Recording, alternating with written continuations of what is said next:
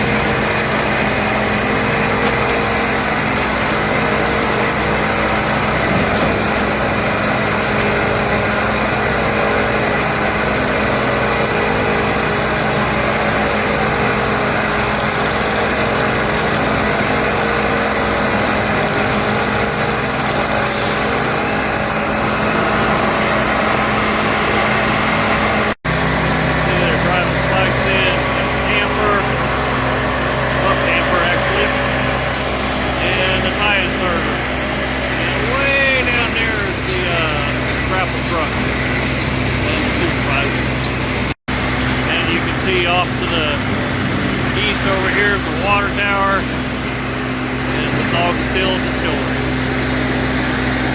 If you look off to your right here, there's a siding that was once in a long time ago, back in the 50s and 60s.